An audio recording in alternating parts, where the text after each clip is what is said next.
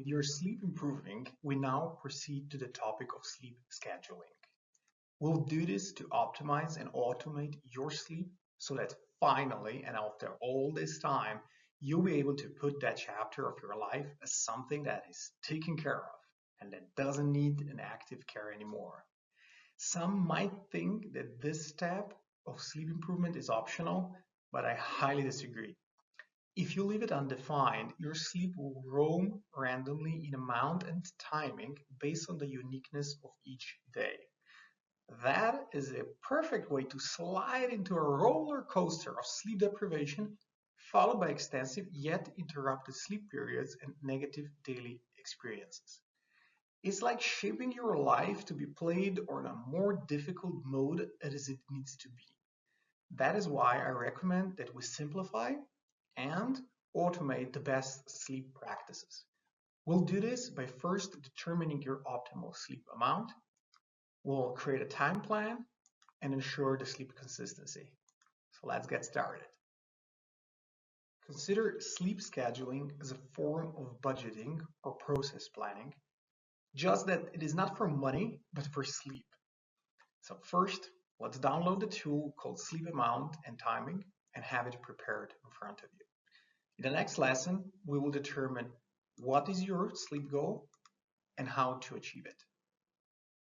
Determine your base frame of required sleep amount according to your age group from this chart. The narrow lines represent a possible range for the age group. For example, a person aged between 18 and 60 could require on average 8 hours of sleep, but this could range between 7 and 10 hours of daily sleep to be fully rested. Take into account the nature of your daily work or activities. If your work does not require a lot of mental or physical, meaning manual, labor or exertion, you can remain in the bottom part of the frame presented in your age group. The vice versa also holds true. Then write the calculated total estimated target sleep amount on the designated line in the sleep amount and timing action point. Assume that this amount of the total sleep time is correct. You will first need to reach this number and only afterwards confirm or further adjust it. For SOL, so for sleep onset latency, you should add 15 minutes of your falling asleep time and you get the target total time in bed. And write this number down. Now download the action point sleep amount and timing interpretation of results and use it to determine in which category you fall into and what is the recommended course of action for you. Determine your new bedtime based on the calculated target total time in bed by considering your morning schedule and calculating it backward. So write the target bedtime in the action point sleep amount and timing and implement it into your evening scheduling. Keep in mind the sleep restriction principle. So if your SOL, meaning sleep onset latency, starts to increase above the 30-minute mark in a span of a few days, then make sure to adjust the timing of the bedtime immediately. The second vital part of sleep scheduling is consistency. This means when you go in and out of bed. Why is it so vital? Because we want to have it to take over so that less and less and eventually zero mental effort regarding sleep is needed. Consistency also ensures that the time needed to fall asleep drops even further. On the other hand, without consistency, you have good chances of piling up sleep debt. You may pay it back several years later, but yet in the meantime, you will pay heavy interests. And for the sake of numerous factors, I recommend trying to avoid such scenarios and actually planning to avoid such scenarios. First, look at your sleep diary. Is there a consistent bedtime spanning over a few weeks, or does it vary from week to week or even from day to day for more than 30 minutes? Don't judge by a gut feeling, but check your sleep diary and your actual notes.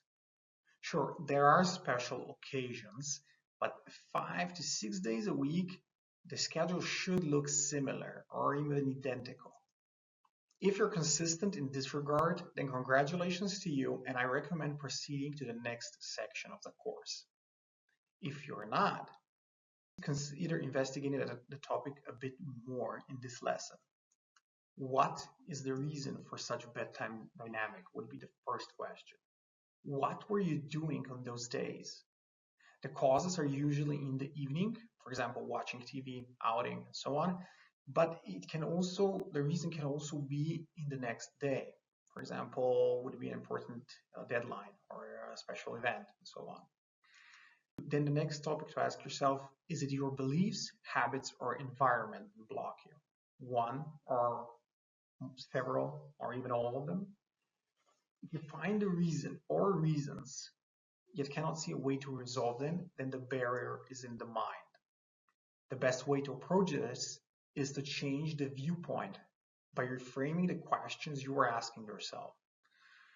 So instead of asking your existing justifications that sum up in something such as, I just don't see a way how this could possibly work or how I could possibly solve this, change the question that you're asking yourself to, how can I make it work? Do you see the difference? One is that you don't know in advance what to do and how to solve it. The other approach is that you think, let's say, positively, optimistically, and looking to find a solution. We're all creative and resourceful if we need to be. And you and I both know that in 95% of cases, or actually even more, there is at least one possible way to proceed, if not more. Then it's not a question of plausibility, but the problem of inadequate motivation. You see, adults, like youngsters, can be guilty of the same excuse of just a few more minutes, in this either in the evenings or in the mornings. And this simple statement, expressed verbally or mentally, is the barrier to consistency. To standardize the bedtime in practice is like starting a new habit. So the beginning will require conscious effort, but once you will condition yourself for a few times, you won't even think about it. And here, two possible pathways exist. One is the usage of willpower channeled via a self-discipline, and the other one is changing the perception of the activity via the exercise perceptual pivot. We've already discussed both of them. Now, if you haven't done it already, set up your regular sleep schedule and ensure it is consistent via these methods before proceeding to the next lesson.